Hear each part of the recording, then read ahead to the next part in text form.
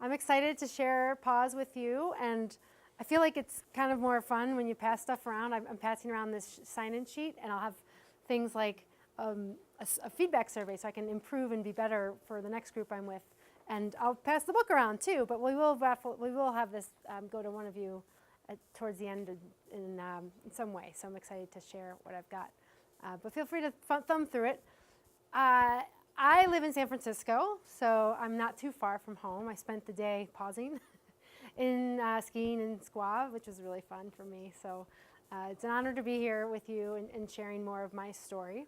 Today our theme, as you can see, is learning the three strategies for techies, but that really means kind of a bigger umbrella for leaders and entrepreneurs and techies to take high stress or overwhelm or burnout or not feeling so good, maybe you're stuck or in a rut, into thriving, and it's actually possible. So just a show of hands here, kind of getting a feel for you guys. Who here is an entrepreneur? All right, that's like at least half of you. That's great. And who would consider yourself a techie? Like everybody, almost. How about a leader? Everybody's a leader, yeah. I'm a leader. We're all leaders in our lives, I think. And then like other. Like, I don't know. There's always a good way to frame that. Yeah. So yeah, go ahead and just like if you can raise one hand, and if you can't raise it high, just like raise it in front of you. But just go ahead and raise one hand, and if you can, extend your arm out, rotate 9 degrees, give a high five, and say, "You got here. You made it." Good job. Good job. And Dennis made it to the front row. I'm like so thrilled. Nobody ever wants the front row, but I'm glad you're here. And so one of the things we'll be doing today, which I think is kind of fun, is accelerated learning. Has anyone heard of accelerated learning? Yeah, so it's kind of like this way to learn and grow that makes it really interactive and embodying, meaning like we use our bodies and repeat stuff back. So I might be doing some weird stuff up here, but the idea is it's more fun. And ideally, you get more out of it, I get more out of it as we go forward and engage. Cool. So giving you a little bit of the state of what I'm talking about.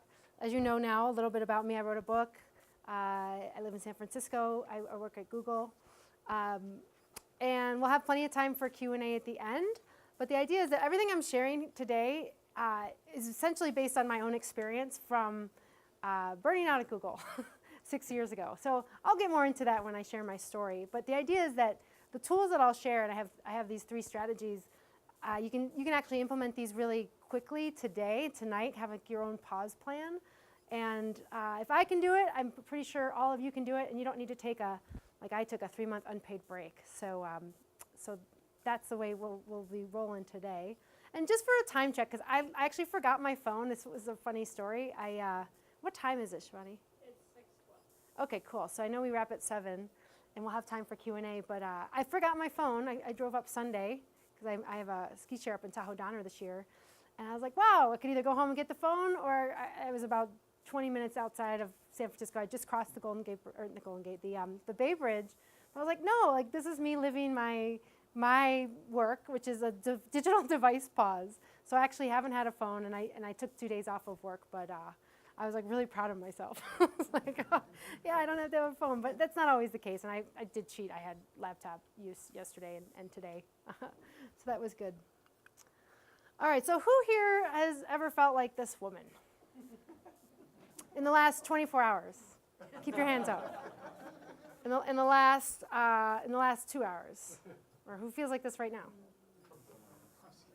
Yeah. So I mean, this is kind of like how we live our lives, and I call it a state of being. So pausing, which I'll get into, pausing is a state of being. So will you turn to someone and say, pausing is a state of being?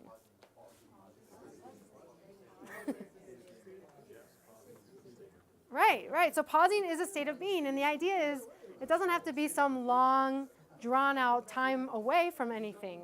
But if you actually have the idea of it being a way of living, it can be something as a way of life, and that's kind of what I'll be getting into today. So I'm going to share these 3 strategies. I won't get into them too much, and I'll talk about my story. I think it's relevant. And then we'll actually create our own pause plan. So you guys have a couple pieces of paper in front of you, and I think there's some pens, but we'll be coming up with a couple things that you could walk out of here and implement tonight by bedtime, which is pretty exciting. And knowing that state of being, and if you're pulling your hair out, they could potentially change how you go about your day or your night, moment by moment. And all right, so my story, I think, is highly relevant to all of this, because I think I'll take you a little bit far back about, like I said, about 6 years ago, I was at Google in San Francisco, and I was managing a customer support team. So I had a team of people, and I was doing a bunch of stuff at the time, but I just felt like I was banging my head against a wall. Has anyone ever felt like that? Like, it's like a human condition sometimes. And I was the envy of all my friends. They thought I had this great job, and on paper I did, but I felt like a failure. And for no matter what I tried, I felt like I wasn't doing as well as my manager was thinking I could do, and I felt mentally drained almost daily, because I'd come into work and I'd want to be trying harder, and I'd want to be doing better, and I'd go for it, and then I would just get some feedback that I wasn't communicating well, or I didn't have executive presence, and so on and so forth. So this didn't work out so great for me. I thought, what happened? Like, I thought I was doing really well here. Can anyone relate to this, by the way? Just maybe not. Yeah, I see a couple hands go up. So I also consider myself an overachiever. So who here would say, yeah, I'm maybe in that category? I call myself a recovering achiever now, because I've checked off so many boxes. I feel like I'm now in like remedial, doing things without lists sometimes, although I still love my lists. But I have an MBA. I was a national rowing champion for 5 times. I lived in New York City. I worked at Google. I lived in San Francisco. So like the boxes were there, and I kept checking them off. However, I was not very happy. I felt really sad a lot of the time. I cried a lot of the time. Actually, at the time I had a boyfriend who tried to cheer me up. Has anyone heard of the House of Air? Does anyone know that in San Francisco? So it's actually a big indoor park of trampolines, and kids go there, all ages, and it was the first time I remember laughing, like really belly laughs, like this is fun. So I kind of like touched that. But for the most part, I really wasn't happy, and my manager pretty much gave me this ultimatum to decide if I wanted to stay in the role, kind of like figure things out, or most likely, if I really wanted to like succeed at Google, I probably should find something else. So I was like, well, this isn't going so great for me, and I got that message on a Friday. I went home for the weekend, and I Skyped the next day with 2 good friends of mine, and one of them just happened to mention, and I explained the situation to them, and one of them mentioned, doesn't Google have a sabbatical program or a leave of absence program? And it was like this light bulb went off in my head, and I thought, I think they might. I actually don't know.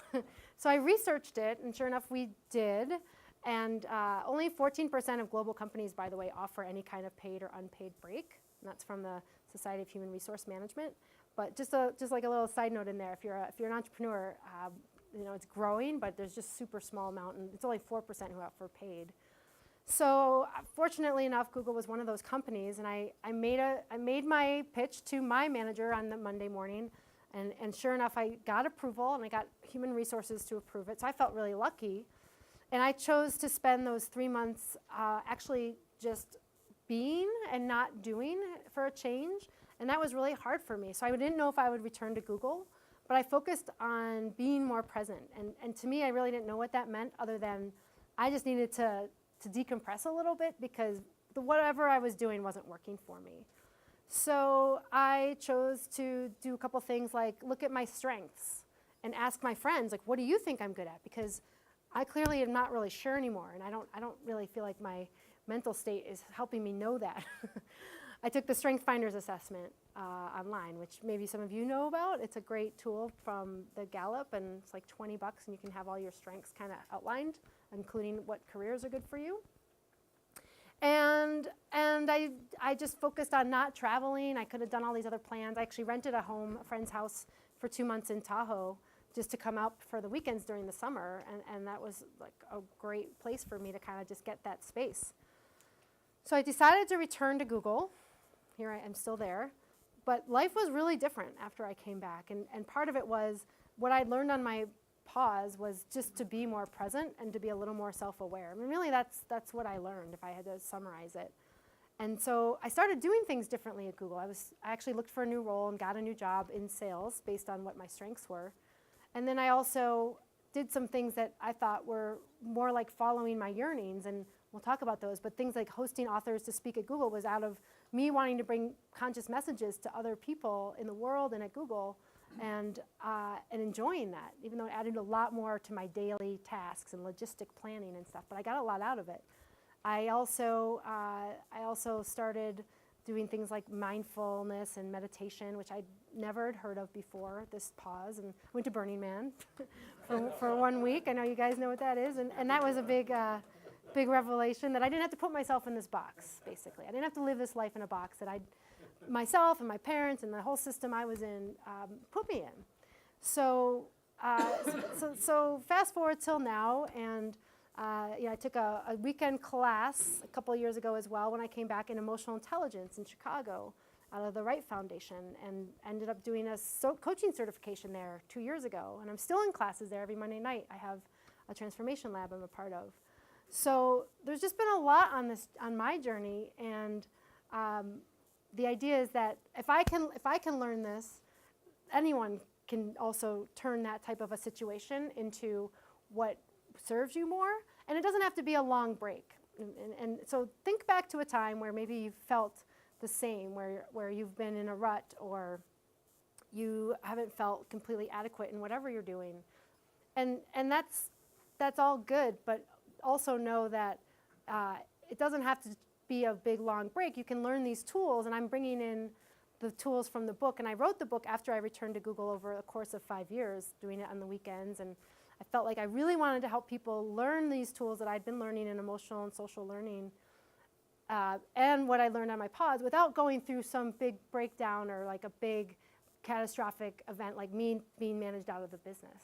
So I invite you all to kind of think about it like that, and the idea is this can be a lifestyle. That pause is a state of being, really, I think, does make makes my heart sing, but it also, I think, makes a lot of sense, because things just, the way they're going, I can't think they are going to continue in that way, where people are feeling really fulfilled and satisfied.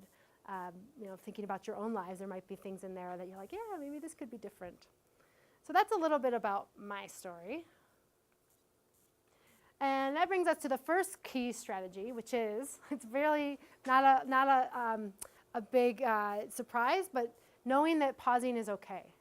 So what's the first strategy, please?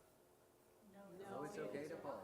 Very good. Yes, good job. You just practice accelerated learning again. And this statistic on here basically tells us a lot of truth that we probably all know.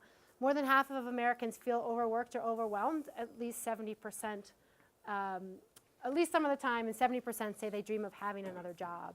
So because we're in this kind of like a good little container here, does that resonate with anyone? Like, I know, I'm just curious myself, like being where you live, I know you're not in like a crazy, like city craziness, so like who here feels satisfied with what they're doing right now? Who feels like they could be living a more satisfied and meaningful life, even more, even if you're satisfied? Satisfied but overworked. Satisfied but overworked. Yeah, so the key is being more satisfied while you're working. And so I define a pause as any intentional shift in behavior. So what is a pause, please? Any intentional shift in behavior. You guys are good. I feel like I have a class. Correct. So that means it doesn't have to be a long period of time. It's not tied to money, time, or activity, but it's essentially a way that you can engage in the world, whether it's a pause or a conversation, or you take a risk that may not be something you normally do, and causes you to shift. And that is really important, because a lot of people don't really notice this, but pausing is a choice. And if you think about pausing as an intentional shift in behavior, that's about intention. And so we're all the time thinking about autopilot and living in this autopilot world more than 95% of our daily lives, and that's just being in our normal world of human beingness. This is another interesting statistic. I'll read it out loud. 72% of executives wouldn't take additional vacation days, even if they were unlimited, However, about 4 in 10, 39% think output would actually increase if employees took the time off. So what is that? And to me, this is actually very telling because it's saying we know better, right? We know better. And this is what I call the pause paradox, in that we think that we value this sustainable culture, we value sustainable and profits, just most of the Western culture does. But we do not expect the time to create the time to refresh and renew. It's just like right now in historical times and the way of our industrial revolution, like this just hasn't been what we do. And it's actually really counterintuitive, and you think it's the last thing you should do, right? And Dr. Shelley Carson here from Harvard, she shares quite good information, I think. A distraction may provide the break you need to disengage from a fixation on the ineffective solution. So it's actually saying if you pause, if you choose to intentionally shift your behavior, get away from what's going on, you actually could be more efficient. You actually could come up with a solution that you haven't found yet. And isn't that interesting? You know, we think about the mentality of others. What will someone think of me? Or the fear of not having a plan.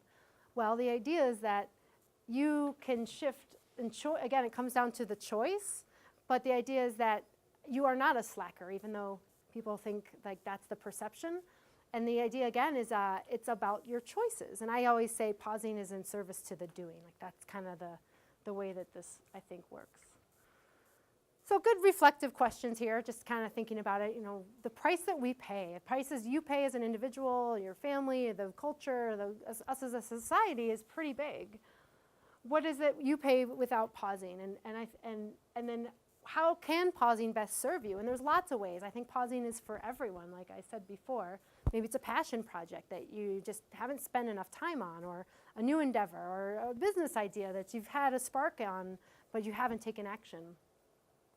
In what ways can you be even more successful and happy through pausing? And again, it's about these incremental steps, trying something maybe daily, and creating something to integrate that helps bring you that more meaning and satisfaction.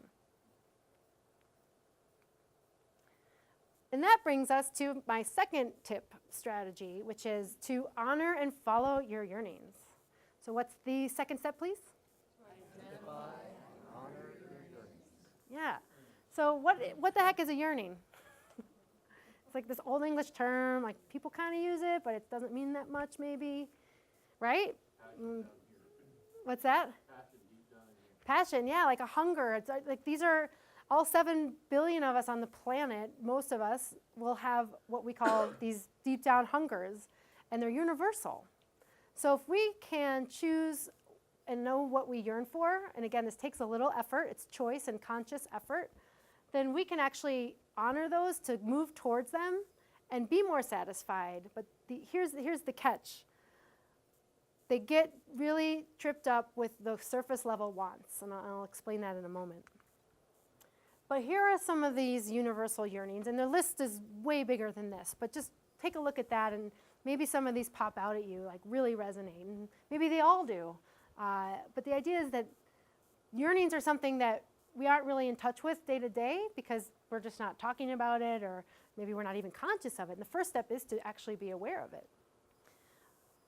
Our dopamine system doesn't have satiety, can't say it. Thank you, satiety built into it, tongue-tied. So we can never truly be satisfied by our wants, our cravings for our soft addictions. It is only when we pursue our yearnings that we activate the satisfaction centers of our brains and experience true fulfillment. And that's a quote from her book, Soft Addictions.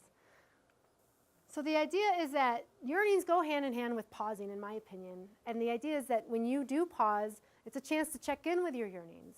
And there's even another way to do this, and I didn't put the slide up for time, but it's called the So That test. So if you're having trouble finding a yearning, because this is like a new skill we're building, right? We have to learn how to know what we yearn for. The So That test is to just start at any want. So if anyone wants to volunteer a want, I'll take it, but like anyone out there? Just like, I want a new house. I want money. Money's a great one, because we all want money. So I want money. Okay, so then you say, so I want money so that ... And you fill that in 3 times. You kind of dig down deeper, and by the 3rd time, you'll get to your yearning most likely. So I want money so that ... What? Do you want to volunteer? So that I can do the work I want to do. So you can do the work you want to do. I want to do the work I want to do so that ... So that I can make a difference. I can make a difference. Oh, well, isn't that a yearning? You only needed 2 for that one, right? So the yearning is to make a difference. And so once you can tap into that yearning, it's actually not about what and how you fulfill it, but if you actually engage to fulfill it, you can feel more satisfied, have more meaning, and this is a moment-by-moment opportunity. So these happen thousands of times a day, just like emotions in our body. And when we can actually be more aware of this, it will lead to more engagement at work, having more meaning, and avoiding all those surface level wants. I mean, they're still going to happen because we are creatures of habit and we love our phones and dopamine's triggering us and all of that. But the idea is, again, pausing is a choice and you can choose to shift your behavior intentionally. Does that make sense? So it's a very good key insight and something that's totally changed my life.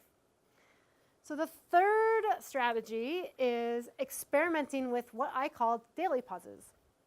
So in Pause the Book, there's all kinds of different pauses. There's a bunch of them that are even longer, called extended pauses or forced pauses when you're laid off, but we're going to focus on the daily pauses today.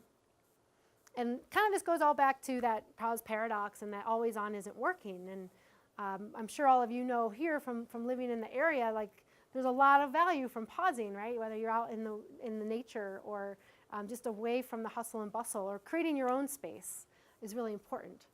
And I think this is a good data point as well. By distancing yourself from a challenge and taking the perspective of an observer, you can enhance your reasoning, leading to insights and new solutions that hadn't occurred to you before. And that's from psychological science. And I think we all know this on some level, but once we see it and like we can like kind of register it in this cerebral capacity, it can change how we are in the world. At least, that's the idea. So here's some ideas for daily pauses. And if any of these jump out at you, you might want to take note of that, and we can add it to your pause plan. I smile like that every day. Yeah, this guy's really happy at work. I was thinking, like, who is like that here? I don't know. He's very happy, yeah. So I think this is one of my favorites. And does anyone here practice meditation or mindful attention training in some way? Okay, so like maybe like half of you. So the belly breath pause, some of you know this, and it's, we all know how to breathe, but the idea is if you even put like one hand on your diaphragm and just take a breath. I'm going to do it now. Inhaling through my nose and exhaling through my mouth. I mean, that's a pause. And you can build up to 10 breaths if you don't do any of those things, or you can just keep adding and expanding your capacity and your breath.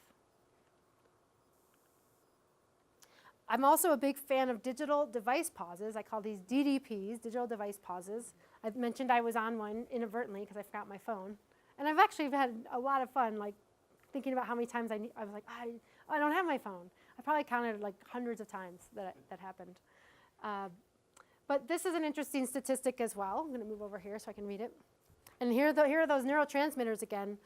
When we check our devices, the neurotransmitter dopamine gets released, which helps control the brain's reward and pleasure centers.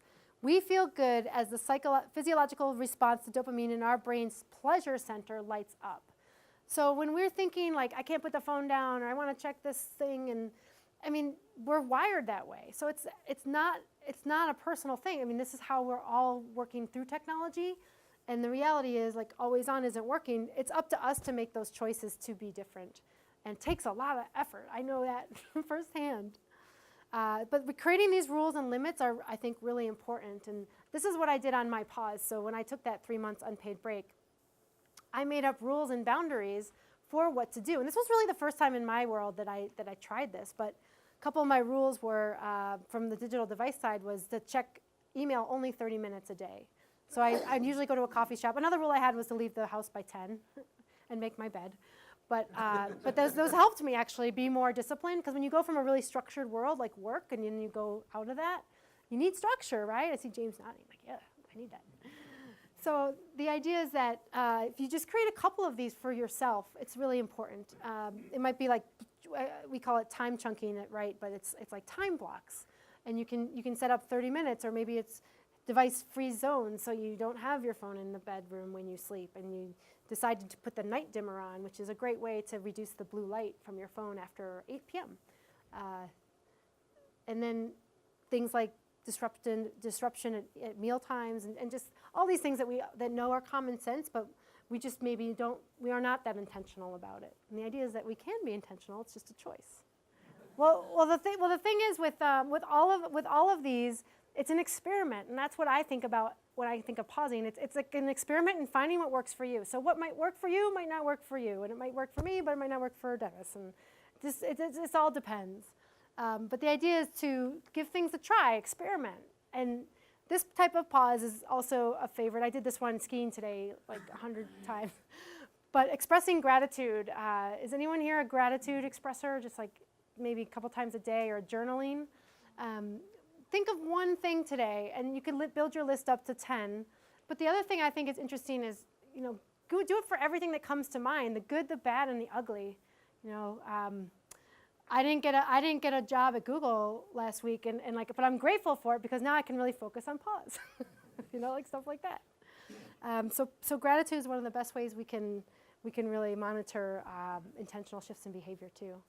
And then 1 minute mindful pauses are helpful. This can be something like brushing your teeth, but like really noticing the physiological senses, like the bubbles in your mouth, and like how does it feel on your teeth and your gums. And doing that actually doesn't add any time. It's things you would normally be doing, walking to the store, mindful walking. And again, it's about what works for you. I'm a big fan of journaling. Is anyone a journaler in here? So when we write things down, there was actually a study done where a group of students wrote for 2 minutes a day for 4 days about an emotional experience. So 2 minutes a day for 4 days. So that's like a total of, 8 minutes, right? And they found that their level of happiness improved and their emotional response improved. They actually felt like they had more meaning in their lives. Because that's a conscious way we're changing how we think about things when we write. It's pretty fascinating. So we all kind of know this at this point, but pausing does matter, and it's something to make you out to be a slacker, but the benefits of returning refreshed after pausing are worth the time away, and that's my main point here tonight is even more creativity and less stress happens, and that's from Psychology Today. And there's much more I could say on that subject, but I think you get the point. And speaking of leaders, so leader, we're leading our lives all the time, whether it's work or as in your personal life. But the idea is that pausing can also increase your own emotional EQ, your emotional intelligence. And Daniel Goleman, who wrote Emotional Intelligence in 1996, and these are the 5 categories of emotional intelligence that he talks about. And there's so much research out there, I'm sure you've all heard it, where if we are increasing our emotional intelligence, we're increasing our capacity as leaders, and it's the #1 desired skill right now for any type of leadership in any job. So it's important, and pausing to me is a way to cue into that and just say, what am I feeling right now? And they're tied to yearnings, I notice I'm feeling sad, I'm feeling, and all emotions are okay. It's just kind of like relearning that a little bit as adults. Tuning in versus knee-jerking, and then again it goes back to being more satisfied, and this is moment by moment. So it's like when you make that split-second decision to eat lunch at your desk or to go out, that's a choice point. You could choose to pause, you could choose to do something, and we're creatures of habit, so it really takes intention, but accountability is a lot of reasons why we succeed. So maybe there's a buddy right now you could learn about and find so that could happen. So a lot of that is really the core of what I wanted to get across today. As a kind of wrap up here, we've got 3 strategies we've talked about. There are many more, but I think these 3 are a good way to start. So what's number 1? It's okay to pause, right? The first step is just the awareness. Oh, I can pause. Bust through that pause paradox. Choose consciously. Getting off autopilot is half the battle. Continue to build up those yearning and emotional intelligence skills, which is number 2. identify your yearnings and follow them. So it's a whole new universe can open up once you tap into that. And then what's number 3? Experiment. Yes, it's all experimenting. So it's about the growth mindset here. So, what can you do differently? Carol Dweck's work. Experiment with types of pauses, stretching out of your comfort zone. And my challenge to all of you tonight is to implement your pause plan in some way by bedtime. Implement it by some way that you take one small step or one action step that moves you closer. There's actually, we call it the law of little things. This is Bob Wright's work. Well, it's not his work, but we talk about it. So the law of little things is about the incremental steps that get you somewhere from A to B, but it happens over time, and it's very gradual, almost to the point where you don't even notice it's happening. Can anyone relate to that? And a visual reference for that is the Grand Canyon. So the Grand Canyon is this magnificent geological structure where rain is funneled through in hundreds of miles, thousands of feet deep. And the reality is that happened over millions of years and raindrops falling. And there you go. You got the Grand Canyon. So I invite you to think about that. When you're thinking about change, it is a gradual process. Habits do not change overnight, but incremental steps can help get to where you want. Does that make sense? One of the things that I also will share with you are what we call implementation intentions. Implementation intentions are if-then statements. So if I'm closing one project, then ...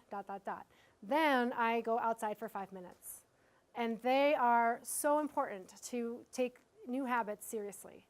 So you could create an if-then or multiple if-then statements for yourself. And all of you, I challenge you to create one if-then statement to kind of take this to heart so that you can implement it. But the idea is that, let's say you don't do it. So if it's the end of a project and oops, I forgot, I didn't do my 5-minute pause outside, what's the consequence? So give yourself a consequence. My consequence is that here's one. I post on Facebook that I didn't go outside for lunch today. I mean, if that makes you don't want to change your habits. It could be something like I call my mom and tell her I'm I don't know, whatever. I didn't eat my lunch. But the idea is that it works for you, and the idea is that it'll motivate you to change. And we have to build those in. Otherwise, our brains are too smart. They will not allow you to change. They just want to stay the same. And they're important to make any changes happen. So I invite you to try an implementation intention. And so you can also, anyone can get the first 2 chapters of Pause on my website. You can opt in at rachaelmeara.com. And my email's up there. I'm sorry I don't have any cards. I'm actually out. But you can follow me on Twitter, and you can purchase Pause or the audio. It's also an audiobook and Kindle. I read it. It's exciting. I was in a studio for 2 days straight at bit.ly/pause the book, or just Amazon. You can Google that. Thank you so much for hosting me today. It's an honor.